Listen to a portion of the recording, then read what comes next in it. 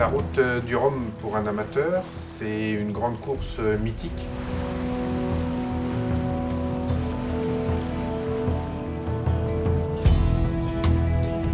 C'est un projet un petit peu fou et en dehors de la course, c'est aussi une aventure humaine et en l'occurrence pour nous, ça a été une aventure passionnante.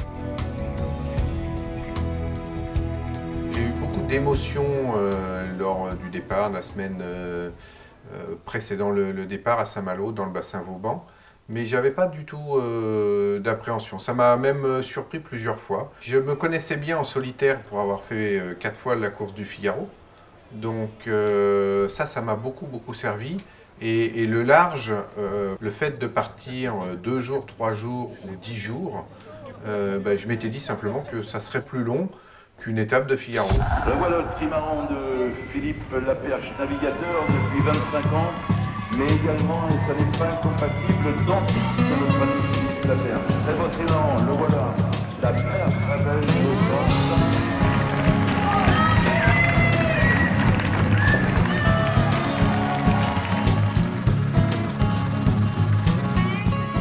Au moment du départ sur la ligne, là par contre il y avait énormément d'émotions. Il y a le fait qu'on va quitter ses proches, on a des copains qui sont venus d'un peu partout, qui sont sur des Zodiacs, qui viennent nous dire au revoir.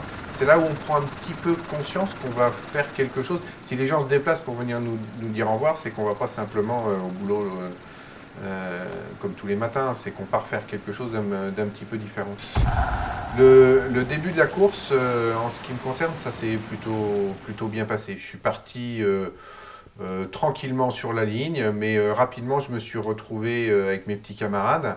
Et là je me suis rendu compte le premier matin que finalement mon expérience du solitaire m'avait servi. Premier matin, 4e, j'y croyais pas. Et donc tout était possible. Et on est 3 multi 50. Voilà, travers 5 et Portrieux.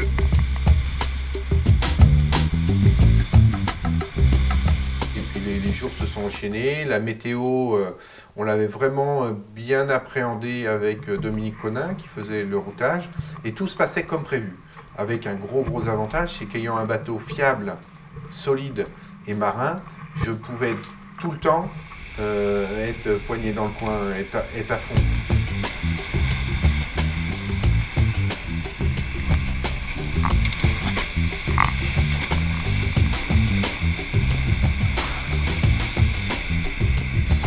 Il y a eu 2 gros moments où on a eu 40-45 nœuds sur des passages de front, donc avec une mer un petit peu croisée. Et puis, des vagues longues, le bateau qui va vite, il fallait réduire la toile. Donc évidemment, c'était un petit peu physique. Mais j'ai jamais été dans le rouge, on a toujours été en phase avec les éléments.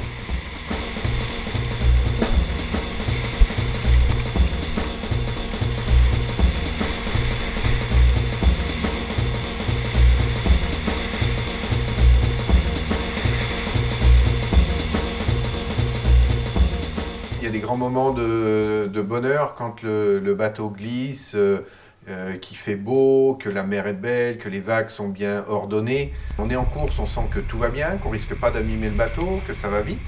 Et en même temps, on est heureux pour le bateau parce qu'il force pas, il glisse. C'est naturel, c'est pur. Et il y a des moments où j'aurais pu aller me reposer. Et c'était tellement beau, tellement bien, que je dis, tiens, là, je vais prendre la barre pour profiter. C'est ça qu'on va chercher en mer, hein. On ne va pas chercher du près à taper contre les vagues. J'ai eu quelques coups, des coups de moins bien par rapport au mal de mer ou des nausées ou se sentir un peu affaibli.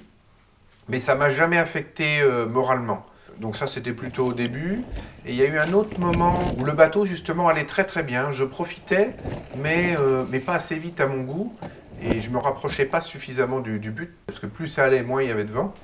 Et là, il y a un moment où on se dit, c'est vraiment pas drôle, quoi. 0,8 nœuds, 1 nœud 60, 3 nœuds. Oula, on a fait un excès de vitesse. 1 nœud, 2 nœuds, 3 nœuds. Voilà, les vitesses font que chuter depuis 6 h du matin. Et voilà, le soir de la journée la plus calme de cette traversée de l'Atlantique.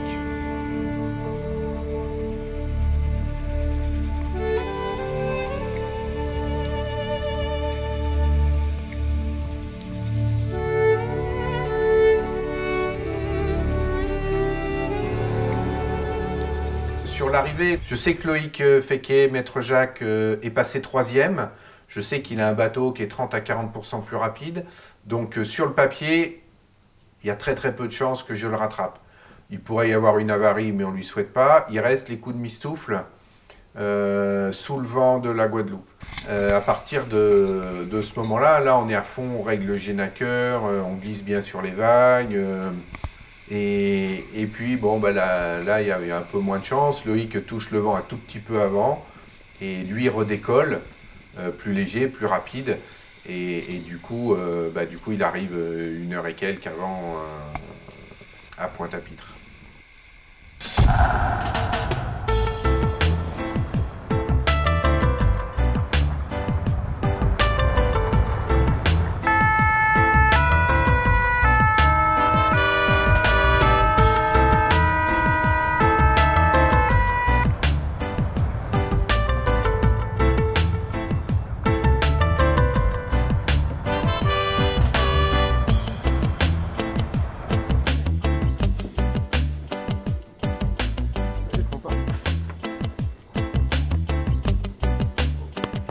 Il y a eu un bel échange, c'est la première fois que je faisais une transat, c'est la première fois que je faisais une transat en multicoque et avec routage et tout ça, ça a bien marché.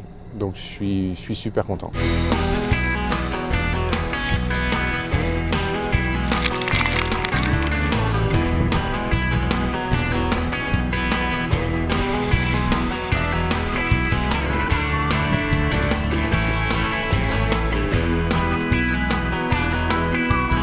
Super difficile de retenir un moment sur 15 jours.